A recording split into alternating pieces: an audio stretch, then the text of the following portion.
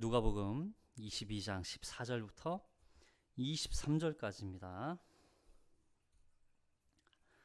함께 봉독합니다.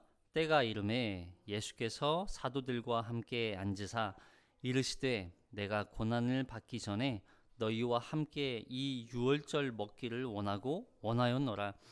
내가 너희에게 이르노니 이 유월절이 하나님의 나라에서 이루기까지 다시 먹지 아니하리라 하시고 이에 잔을 받으사 감사 기도하시고 이르시되 이것을 갖다가 너희끼리 나누라.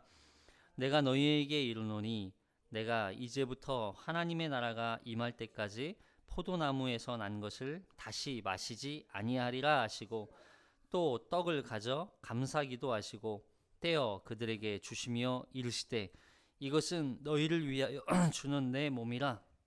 너희가 이를 행하여 나를 기념하라 하시고 저녁 먹은 후에 잔도 그와 같이 하여 이르시되 이 잔은 내 피로 세우는 새 언약이니 곧 너희를 위하여 붓는 것이라.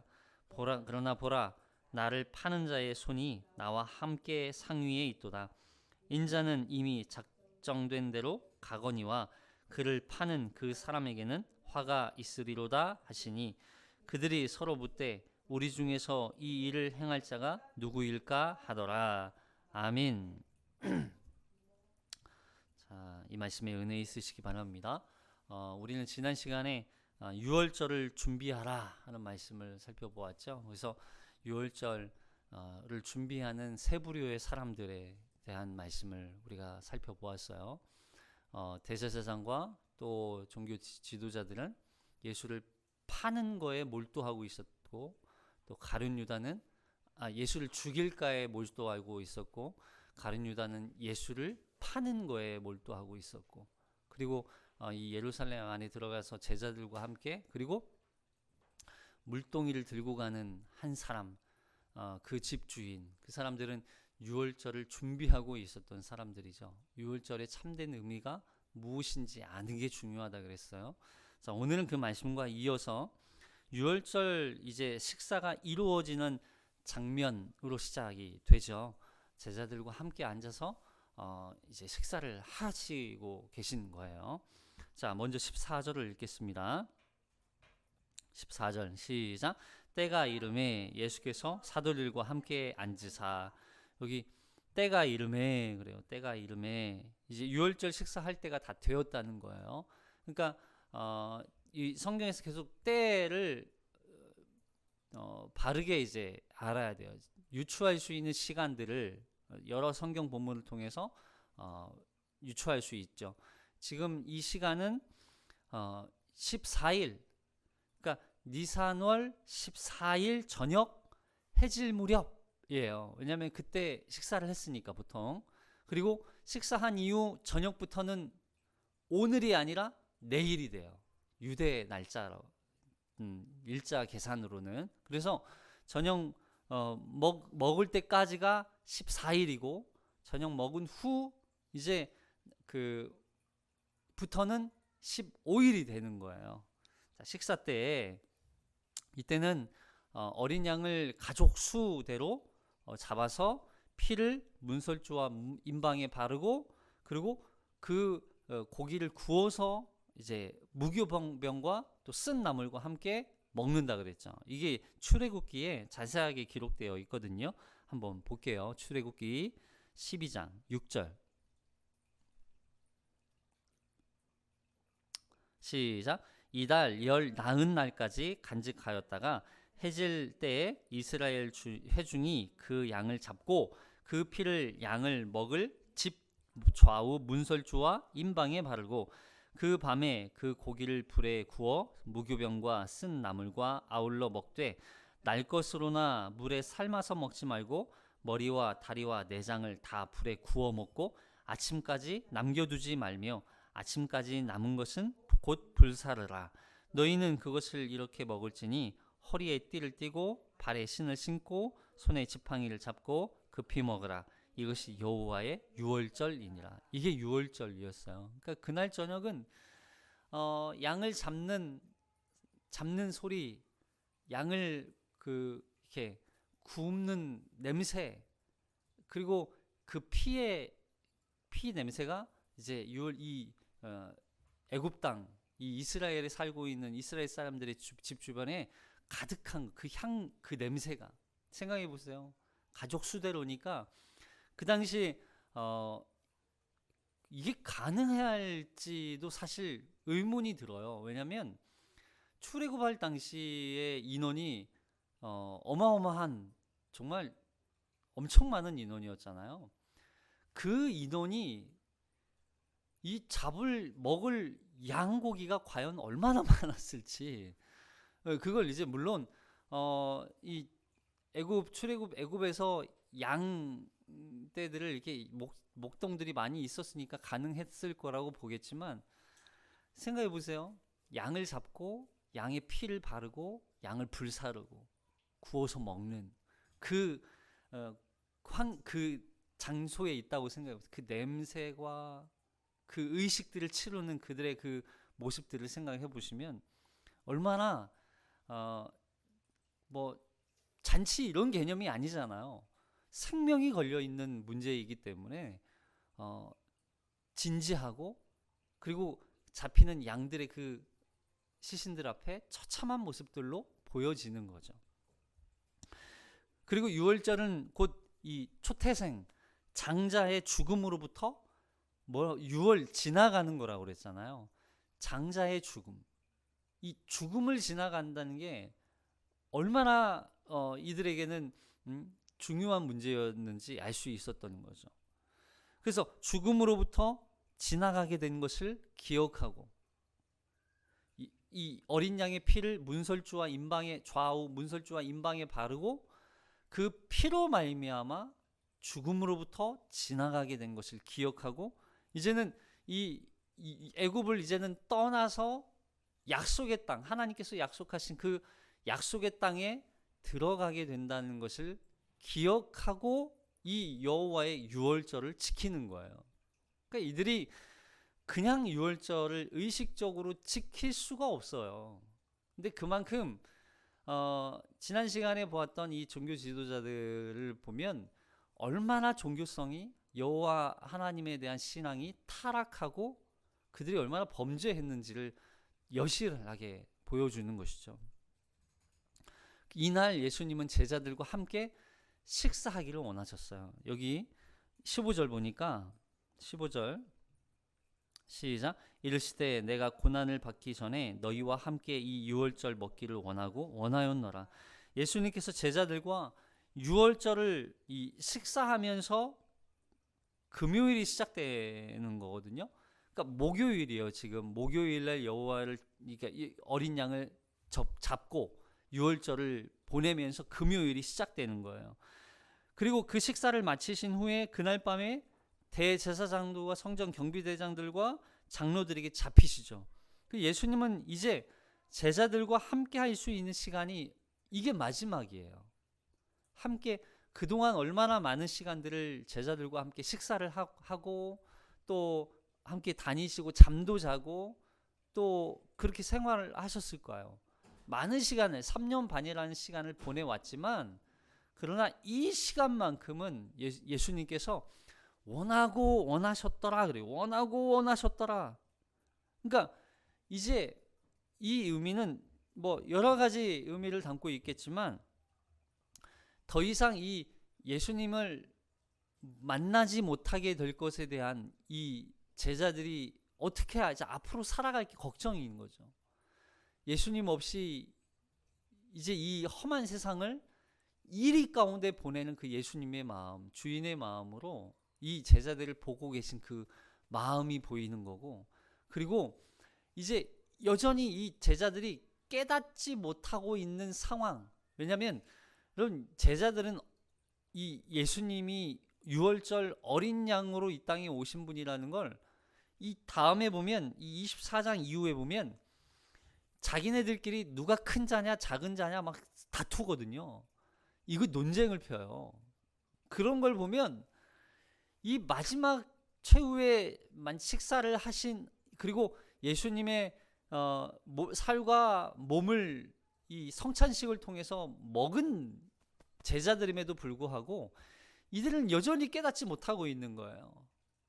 유월절의 의미를, 본질적인 의미를 깨닫지 못하고 있는 거예요. 그러니까 예수님의 입장에서는 이런 제자들을 놓고 이제 더 이상 이들에게 가르칠 수 없는 마지막 기회라는 걸 예수님이 아시니까 원하셨더라. 간절하게 원하셨다는 거예요. 간절하게.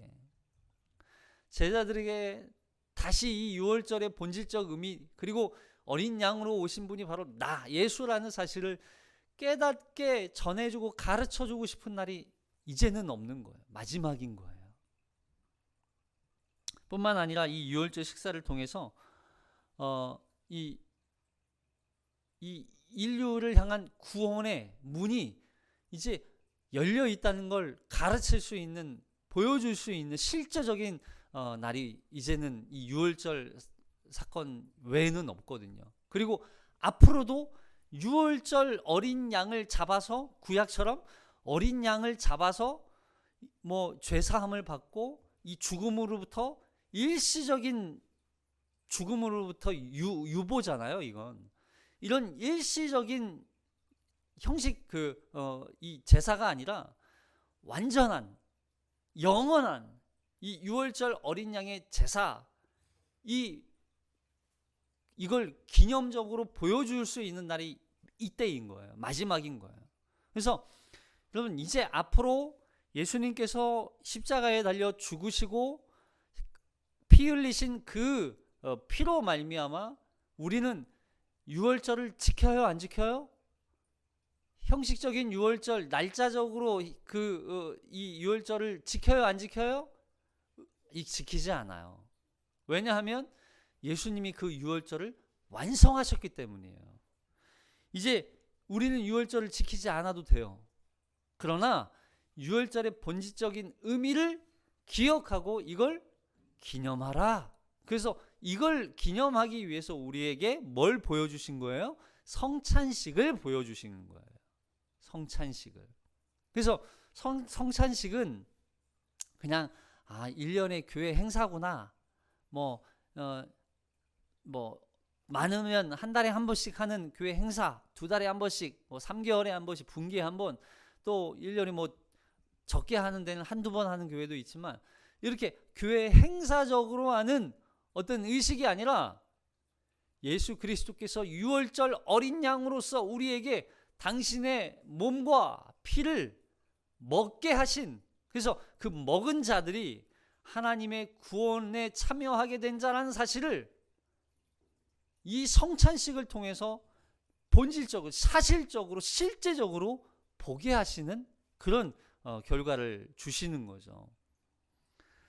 자, 예수님의 순환 시간을 간단하게 살펴보면 지금 이게 이제 14일 유월절을 보내기, 식사하는 시간대가 이제 14일 저녁이에요.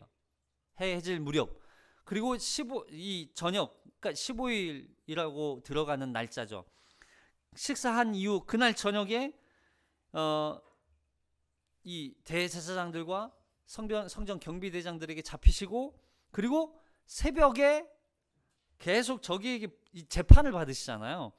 가야바의 뜰에서 재판을 받으시고, 또 그 다음 또 새벽에, 오전이죠. 금요일 오전에 이제 빌라도에게 보내졌다가 또 헤롯에게 보내졌다가 또 다시 빌라도에게 또 다시 와서, 그리고 금요일 오전 아침에 본디오 빌라도에게 유죄 판결을 받죠. 유죄 판결을 받고 오전 9시에 십자가에 달리세요.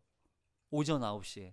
그리고 성경상 제9시, 6시부터 제9시까지 하늘이 어두워지죠. 하늘이 빛을 잃었다 그래요. 그래서 제6시는 9시, 제9시는 오전 12시, 정오, 낮 12시. 그래서 12시에 예수님이 숨을 거두시는 거예요. 그래서 이 금요일 12시부터 금요일, 토요일 안식일을 보내시고, 무덤에서 안식일을 보내시고, 일요일, 주일 아침, 우리가 지금 보내고 있는 주일, 이 주일 아침에 새벽에 예수님이 부활하신 거예요. 네. 요 기간을 우리가 기억하면서 말씀을 계속 묵상해야 돼요. 자, 누가복음 22장 16절에 보면, 자, 16절 볼게요. 시작. 내가 너희에게 이르노니 이 유월절이 하나님의 나라에서 이루기까지 다시 먹지 아니하리라 하시고, 여기 내가 너희에게 이르노니 이 유월절이 하나님의 나라에서 이루기까지 다시 먹지 아니하리라. 다시 먹지 아니하리라. 이제 다시 먹을 일이 없어요. 왜냐하면 예수님이 완성하셨거든요. 그러나 진정한 완성은 아직 유보되어 있어요. 이제 제자들과 함께 있던 이 유월절 식사를 마지막으로 다시 먹지 않으시겠다는 거예요. 여기 유월절이 하나님의 나라에서 이루기까지. 이거 무슨 의미일까요? 하나님의 나라에서 유월절이 완성될 그날이 있다는 거죠. 아직 완성되지 않은 날이 있어요. 왜요? 예수님이 재림하실 날이 있기 때문에. 자, 유월절이 하나님의 나라에서 이루어져야 할 때가 남아 있어요. 하나님의 나라에서 유월절이 아직 이루어지지 않았다는 거죠. 예수 그리스도로 말미암아 완성될 유월절이 있어요. 그러니까 구약의 유월절은 출애굽을 통해서 이 어린 양의 피를 바름으로 말미암아 죄와 죽음으로부터 패스오버, 이제는 지나갔죠. 죽음을 지나왔어요. 그래서 새로운 생명을 얻은 새로운 공동체가 되는 거죠.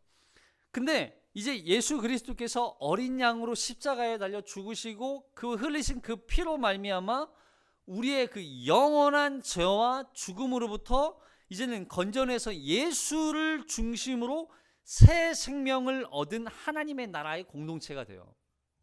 그러니까 이걸 이제 다음에 나오는 이 새 언약과 옛 언약에 대한 말씀인데, 아직 그날은 완전하게 이루어지지 않았다는 거예요. 그래서 언제 이루어져요? 재림의 날. 결국 예수 그리스도께서 십자가에 죽으시고 부활하셔서 하나님 우편에 앉으셨다가 때가 참에 다시 이 땅에 재림하실 그때, 그날이 바로 유월절이 완성될 날이라는 거예요. 그때까지 다시는 먹지 아니하리라. 18절에서도 똑같이 말씀하시잖아요. 하나님의 나라가 임할 때까지 포도나무에서 난 것을 다시 마시지 아니하리라. 그러면서 이렇게 말씀해요. 자, 17절, 19절까지 볼게요. 17절부터 19절까지 시작. 이에 잔을 받으사 감사기도 하시고 이르시되 이것을 갖다가 너희끼리 나누라. 내가 너희에게 이르노니 내가 이제부터 하나님의 나라가 임할 때까지 포도나무에서 난 것을 다시 마시지 아니하리라 하시고, 또 떡을 가져 감사기도 하시고 떼어 그들에게 주시며 이르시되 이것은 너희를 위하여 주는 내 몸이라. 너희가 이를 행하여 나를 기념하라 하시고. 자, 마태복음하고 마가복음에서는 먼저 떡을 떼는 그런 떡을 떼서 축사하셨다고 이렇게 식사하시다가 식사를 하시다가 갑자기 떡을 떼서 축사하시고 이렇게 이제 표현하거든요. 그러니까 떡을 떼는 게 먼저로 돼요. 자, 보세요. 마태복음 26장 26절 시작. 그들이 먹을 때 예수께서 떡을 가지사 축복하시고 떼어 제자들에게 주시며 이르시되 받아서 먹으라. 이것은 내 몸이라 하시고, 또 잔을 가지사 감사기도 하시고 그들에게 주시며 이르시되 너희가 다 이것을 마시라. 자, 떡을 떼시고, 그러니까 먹을 때, 식사 시간이죠. 식사할 때죠. 자, 마가복음 14장 22절에 자, 시작. 그들이 먹을 때 예수께서 떡을 가지사 축복하시고 떼어 제자들에게 주시며 이르시되 받으라. 이것은 내 몸이니라 하시고, 또 잔을 가지사 감사기도 하시고 그들에게 주시니 다 이를 마시매. 그죠? 여기서도 먹을 때라고 해서 먹을 때, 식사하실 때. 그리고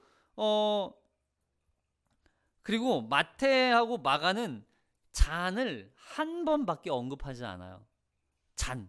잔을 들어. 근데 누가는 20절에서도 또 이렇게 표현하거든요. 20절에서. 그러니까 20절을 먼저 읽어볼까요? 누가복음 22장 20절만 시작. 저녁 먹은 후에 잔도 그와 같이 하여 이르시되 이 잔은 내 피로 세우는 새 언약이니 곧 너희를 위하여 붓는 것이라. 식후에 이렇게 하잖아요. 그러니까 마태하고 마가는 식사할 때에 떡과 잔을 나누게 하셨는데, 누가는 식후에 잔을 또 나누는 거죠. 요게 하나가 더 있어요.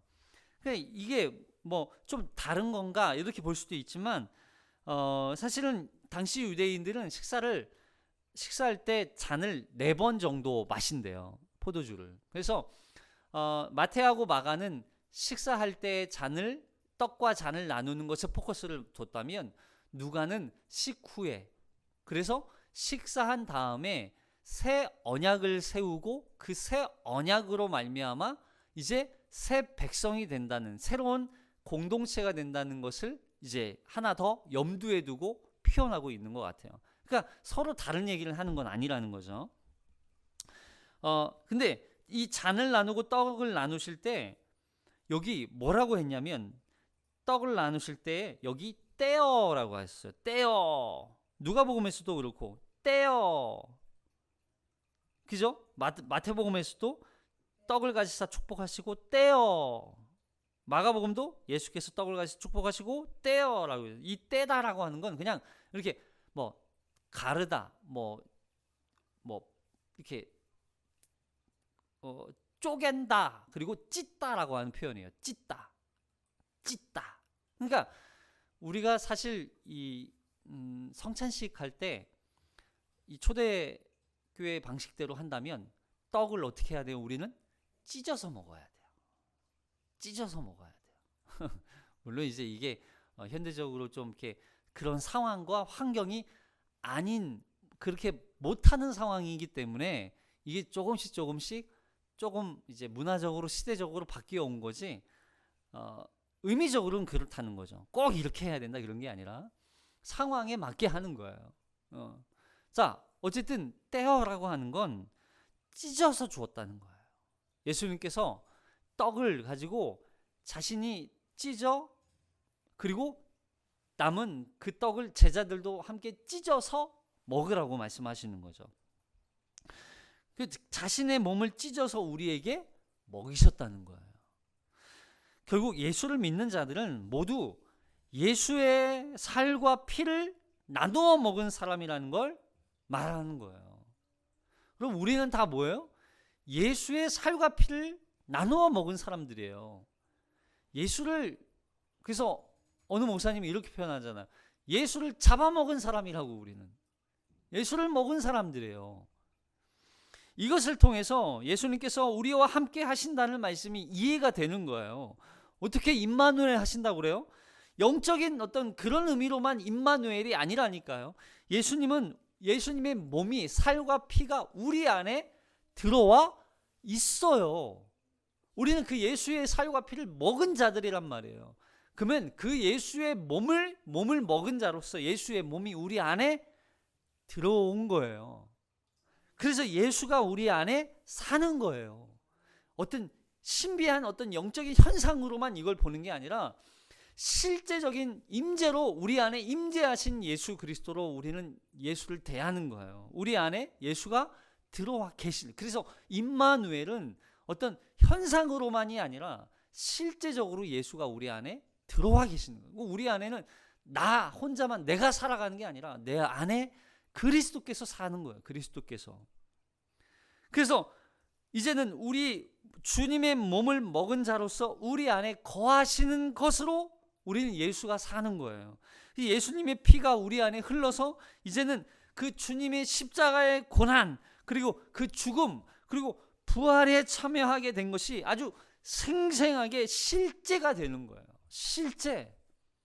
여러분, 이 성찬식은 그냥 어떤 의식이 아니라고요. 이거는 실제예요. 예수의 살과 피를 먹는 거예요. 물론 이제 뭐 화채설이냐, 뭐 임재설이냐, 뭐 이런 여러 가지 논란들이 있지만 우리가 예수 그리스도의 이 성찬식에 참여하는 우리는 예수의 살과 피를 먹음으로 말미암아 예수의 양식, 예수로 사는, 예수가 우리 안에 거하고 예수의 삶을 살아간다고 우리는 신앙적으로 고백하는 거죠. 이게 상징적으로. 그래서 이제는 예수와 우리가 하나가 되어서 주님의 삶을 살아가는 거예요. 주님의 삶을. 그래서 칼빈이 기독교 강요에서 이렇게 얘기했거든요. 자, 이 김원만 교수님이 요약해 놓은 이 기독교 강요의 내용이에요. 한번 볼게요. 시작. 주의 성찬은 하나님 앞에서 우리의 믿음을 돕는다. 주님께서는 성찬을 통해 그분의 풍성한 은혜를 생각나게 하실 뿐만 아니라 그분의 은혜를 우리 속에 지어주시며 그것을 깨닫게 하신다. 그리고 그리스도의 죽음에 전적으로 의존한다는 것을 사람들 앞에서 고백하며 영광을 돌려야 한다. 한편 주님께서 주님의 몸을 우리에게 주심으로써 우리와 함께 하시며 우리는 그 몸에 참여함으로써 함께하여 모든 신자와 하나가 되는 것을 기대할 수 있다. 주님이 우리에게 몸을 주셨어요. 그래서 우리는 주님이 우리와 함께 하시는 거예요.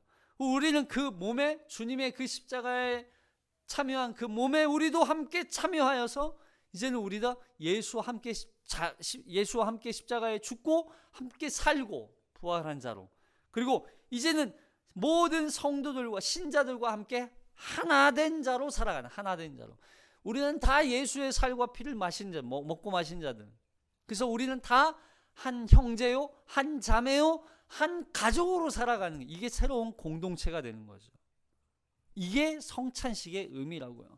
그래서 성찬식에 참여하지 않는다는 건 이 사람은 하나님 나라의 가족이 아니라는 거예요. 성찬식, 나는 오늘 성찬식 참여 안 할래. 좀 귀찮아. 좀, 그리고 내가 좀 심란해. 여러분, 이건 그냥 그런 의미로 의식적으로 참여할 수 없는 이야기예요. 나는 오늘은 내 가족 되고 싶지 않아. 이런 거하고 똑같은 거죠. 어제는 가족이었다가 오늘은 내가 가족이지 않아. 이런 의미가 될 수가 없잖아요. 우리가 예수 그리스도의 한 공동체로 사는 거예요. 자, 그런데 식후에 나눈 잔의 의미를 말씀하시죠. 식후에 나눈 잔의 의미. 자, 20절 볼게요. 20절. 자, 20절 시작. 저녁 먹은 후에 잔도 그와 같이 하여 일시되 이 잔은 내 피로 세우는 새 언약이니 곧 너희를 위하여 붓는 것이라. 자, 여기 뭐래요? 저녁 먹은 후에, 식후에죠. 잔도 그와 같이 하여 일시되 이 잔은 내 피로 세우는 새 언약이니 곧 너희를 위하여 붓는 것이라. 내 피로 세우는 새 언약. 새 언약이라는 표현이 있죠. 이 잔은 내 피로 세우는 새 언약이니. 그러니까 그럼 옛 언약이 있었다는 거죠. 옛 언약이 어떤 약속이었을까요? 출애굽할 때의 약속이었어요. 자, 출애굽기 24장 5절. 24장 5절 시작. 이스라엘 자손의 청년들을 보내어 여호와께 소로 번제와 화목제를 드리게 하고 모세가 피를 가지고 반은 여러 양푼에 담고 반은 제단에 뿌리고 언약서를 가져다가 백성에게 낭독하여 듣게 하니 그들이 이르되 여호와의 모든 말씀을 우리가 준행하리이다. 모세가 그 피를 가지고 백성에게 뿌리며 이르되 이는 여호와께서 이 모든 말씀에 대하여 너희와 세우신 언약의 피니라. 모세와 아론과 나답과 아비우와 이스라엘 장로 70인이 올라가서 하나님을 보니 그의 발 아래에는 청옥을 편듯하고 하늘같이 청명하더라. 하나님이 이스라엘 자손들의 존귀한 자들에게 손을 대지 아니하셨고 그들은 하나님을 뵙고 먹고 마셨더라. 여기 이게 바로 옛 언약이었어요. 옛 언약. 새 언약이라는 건 새로운 언약이라는 거예요. 새로운 언약. 그러니까 없는 언약을 새로 만든다는 게 아니라 옛날에 있었던 언약을 새롭게, 더 온전하게, 더 완전하게라는 뜻이에요. 이해되세요? 옛 언약은 이거 잘못됐어, 파기, 끝났어, 이거 치워. 그리고서 새로운 언약을 만든 그런 개념이 아니라 옛 언약을 더 완전하게 세우는 거예요. 이게 바로 새 언약인 거예요. 그래서 하나님께서 모세와 세우신 이 언약이 옛 언약이었다면 예수 그리스도께서 세우신 이 언약이 예수의 고난과 죽음을 통해서 구원이 그러니까 새로운 계약, 약속이라는 것을 말하는 거예요.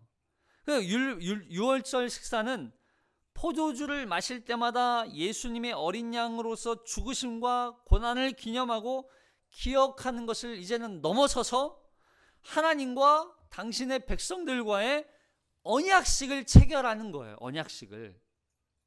그래서 그 언약식으로 말미암아 이제 우리는 하나님 나라의 하나님의 새로운 공동체, 백성이 되었다는 것을 보여주는 거죠.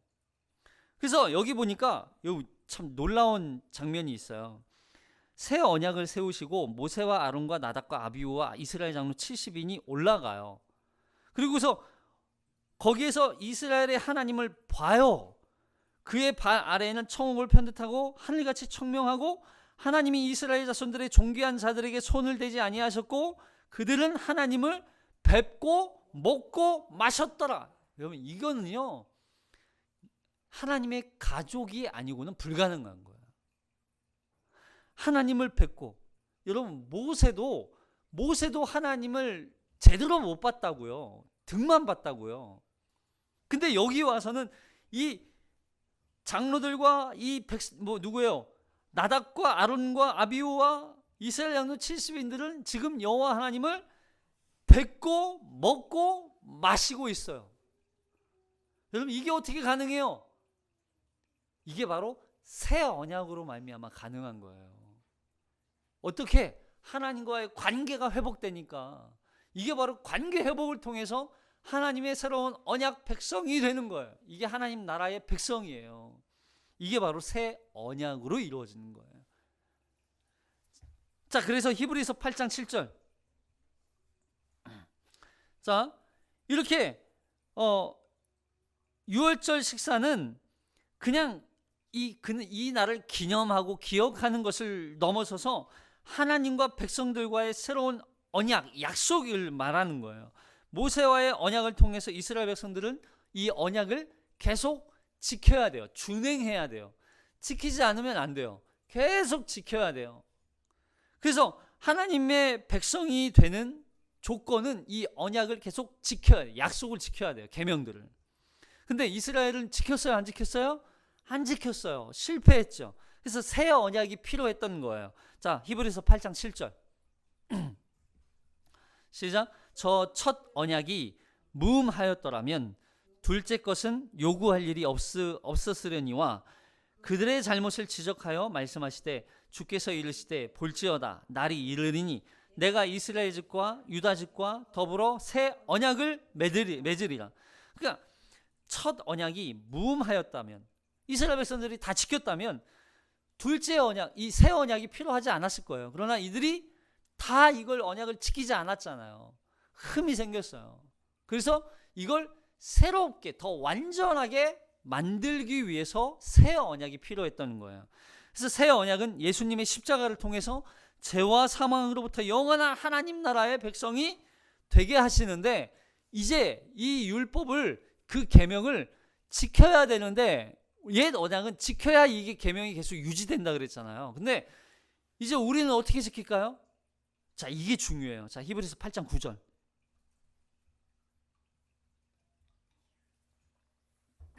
자, 시작. 또 주께서 이르시기를 이 언약은 내가 그들의 열조의 손을 잡고 애굽 땅에서 인도하여 내던 날에 그들과 맺은 언약과 같이 아니하도다. 그들은 내 언약 안에 머물러 있지 아니하고 내가 그들을 돌보지 아니하였노라. 또 주께서 이르시되 그날 후에 내가 이스라엘 집과 맺을 언약은 이것이니 내 법을 그들의 생각에 두고 그들의 마음에 이것을 기록하리라. 나는 그들에게 하나님이 되고 그들은 내게 백성이 되리라. 이거 뭐예요?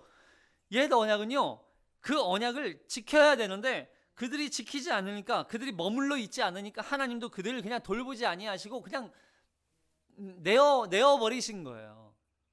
이걸 이게 어떤 사람들은 왜 하나님이 이스라엘 백성들이 계속 심판하시냐고, 심판의 하나님이 아니냐고, 사랑의 하나님이 아니라고 그렇게 얘기하시는데, 아니 그렇지 않아요. 이스라엘 백성들이 처음부터 하나님을 버렸어요. 자, 그러니까 이제 새 언약을 어떻게 이제 주시겠다는 거예요. 그 약속을, 내 법을 그들의 생각에 두고, 어디에? 생각에 두고 그들의 마음에 이것을 기록하래. 이게 새겼다는 거예요. 새겼다. 여러분, 이 새기다는 건, 기록하다는 건, 이제 마음에 새기는 건 이런 뜻이에요. 옛날에 이런 거 해보셨어요? 그 옛날에 연인이 사랑할 때 항상 뒷동산에 올라가잖아요. 뒷동산에 올라가면 거기에 뾰족한 이 뭐 칼이나 뭐 어떤 철사 같은 걸로 나무에다가 꼭 이름을 새겨요. 해보셨어요? 이 이름 누구 그리고 가운데 하트 이렇게 새가 이렇게 그리는 거예요. 옛날에 무슨 가을 동화인가 거기에서 이런 거 나왔었거든요. 이게 연인들이 나무에다 이렇게 새기는 거. 이게 새기면 이게 쉽게 해서 없어져요, 안 없어져요? 잘 안 없어져요. 이런 거예요. 새긴다는 게 이런 의미예요. 우리 마음에 이미 새겼다는 거예요. 그러니까 아무리 지우려고 해도 지워지지 않는 하나님의 약속, 법이라는 거예요. 이걸 우리에게 새긴 거예요. 그래서 이제는 우리는 그 계명을 막 억지로 너 이거 안 지키면 너 이제 죽는다, 혼난다. 그래서 무서워서 벌벌벌 떨면서 이 약속을 지키는 게 아니라 우리 마음에 새겨진 그 약속이 기쁨이 되고 이제는 순종하고자 하는 의지가 생기고 성령의 감동이 되어서 그 약속을 지키게 되는 거예요. 왜요? 우리 안에 누가 계시니까? 그리스도께서 계시니까. 그래서 하나님의 품을 떠나버린 이 이스라엘 백성들이 마치 고멜처럼 하나님을 떠나가잖아요. 계속 떠나가요. 그런데 이제는 새 언약을 우리 마음에 하나님의 법을 생각에 두고 마음에 두게 하셔서 이제는 그 법대로 살아가게 하는 거예요. 이제 나를 이끌어가게 하는 건 내 생각 아니에요. 우리 안에 어떤 생각이에요? 하나님이 주신 법이에요. 하나님의 법이 우리의 생각을 사로잡고 우리의 마음을 사로잡아서 그 법으로 우리가 살아가게 하는 거예요. 이게 누구라고요? 그리스도인이라고요. 이게 그리스도인. 그리스도인은 내 생각, 내 마음에 시키는 대로 살아가는 사람들이 아니라 우리 안에 그리스도께서 계시고 우리 생각을 하나님의 법이 사로잡고 우리 마음을 감동케 하셔서 하나님의 뜻대로 살아가게 하는 사람들, 이 사람들이 그리스도인이란 말이에요. 그래서 여기에 보니까 주님이 마치 포도주, 자신의 피를 포도주에 비유해서 포도주를 들이붓듯이 예수 그리스도께서 피 흘리심으로 피를 쏟으심으로 하나님과 우리의 관계를 이제는 단번에 그리고 완전히 영원히 화목해 하셨다는 걸 말씀하시는 거예요. 우리 안에 항상 누가 계시다고 생각하셔야 돼요? 그리스도께서 우리 안에 항상 우리와 함께 하시는 거예요. 그리고 우리의 생각을 사로잡아 우리의 마음을 감동케 하셔서 우리를 그리스도인으로 살아가게 하는 거예요. 그리스도인으로. 그래서 자, 히브리서 7장 27절 시작. 그는 저 대제사장들이 먼저 자기 죄를 위하고 다음에 백성의 죄를 위하여 날마다 제사 드리는 것과 같이 할 필요가 없으니 이는 그가 단번에 자기를 드려 이루셨습니다. 단번에 자기 몸을 들이심으로 말미암아 이제는 완전히 영원히 우리는 하나님의 자녀가 된 거예요. 할렐루야. 이게 우리의 구원의 유월절의 의미란 말이에요. 유월절의 의미. 자, 그러나 그럼에도 불구하고 예수님을 배반한 제자가 있죠. 이 제자에 대한 이야기를 말씀하세요. 자, 21절 시작. 그러나 보라, 나를 파는 자의 손이 나와 항상 함께 상위 위에 있도다. 인자는 이미 작정된 대로 가거니와 그를 파는 그 사람에게는 화가 있으리로다 하시니 그들이 서로 묻되 우리 중에서 이 일을 행할 자가 누구일까 하더라. 자, 여기 그러나로 시작해요. 그러나 굉장히 반전이죠. 그러니까 앞서 고난과 피로 세운 그 언약이 예수를 파는 사람에게는 이제는 이 예수를 파는 가룟 유다에게는 전혀 상관이 없다는 거예요. 해당이 안 된다는 얘기예요. 제외되는 거죠. 그래서 요한복음에서는 이 예수님이 심령이 괴로워하셨다고 그래요. 심령이 괴로웠다. 자, 요한복음 13장 21절 시작. 예수께서 이 말씀을 하시고 심령이 괴로워 증언하여 이르시되 내가 진실로 진실로 너희에게 이르노니 너희 중에 하나가 나를 팔리라 하시. 이 괴로움은요,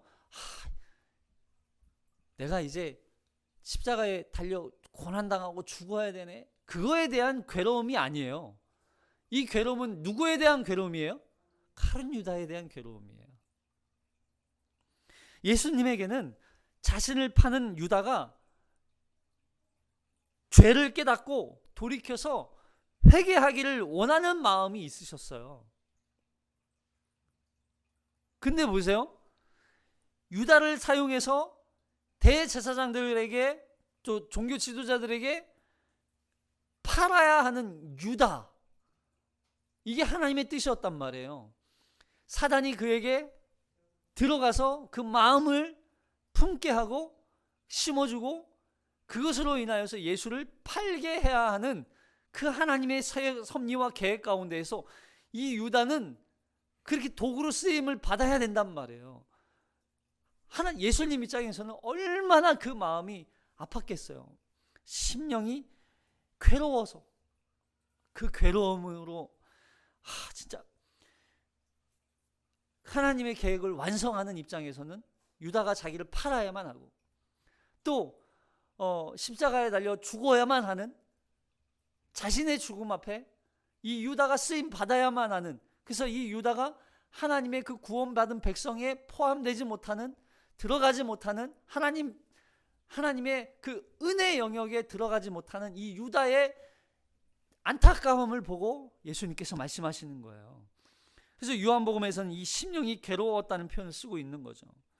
여러분 3년 반 동안 함께 생활했던 제자의 죽음, 비참한 죽음, 그리고 예수님의 피를 통해서 세워진 새 언약의 은혜를 가룟 유다는 은혜를 받지 못하는 것에 대한 괴로움이었어요. 그 괴로움으로 이 유다를 향한 화가 있으리로다. 화가 있으리로다. 그러니까 우리가 이 말씀을 보면서 맞아, 예수님을 팔면 화가 임해, 그런 의미 정도가 아니라는 거죠. 자, 말씀을 정리합니다. 여러분 이 6월절 식사는 단순히 그 날과 그 의미를 기억하는 정도가 아니에요. 우리가 그 6월절을 통해서 어떠한 구원을 받았는지, 그리고 우리에게 이 새 언약을 완성하실 그날이 지금 우리를 향해 다가오고 있다는 사실을 기억하고 그 6월절 어린 양으로서 십자가에 자신의 모든 피와 물을 다 쏟으시고 죽으심으로 단번에 완전히 영원히 우리의 죄를 사하신, 그래서 하나님의 언약 백성이 되게 하신 그 구원의 축복을 날마다 기억하며 살아가는 거예요. 그리고 이제는 그 성찬식을 통해서, 그 성찬식을 사실 자주 하면 좋죠. 자주 하면 좋은데 상황과 환경이 허락지 않아서 좀 자주 못하는 게 안타까울 뿐인데, 어쨌든 그 성찬식을 통해서 예수의 살과 피를 먹고 마심으로 말미암아 우리가 이제는 내 안에 누가 계시다는 걸 기억해요. 그리스도께서 당신의 몸을 먹은 자로 우리 안에 거하시는 거예요. 그리고 예수의 피가 우리 안에 생생하게 흐르고 있다는 것을 기억하는 거예요. 우리의 생각을 새 언약으로, 우리의 생각에 당신의 말씀을, 당신의 법이 우리 안에 있고 우리의 마음을 감동케 하셔서 이제는 그리스도인으로, 그리스도의 죽음에 참여한 자로 십자가의 길을 걸어가며 살아가는 자들이 그리스도인이다 하는 거예요.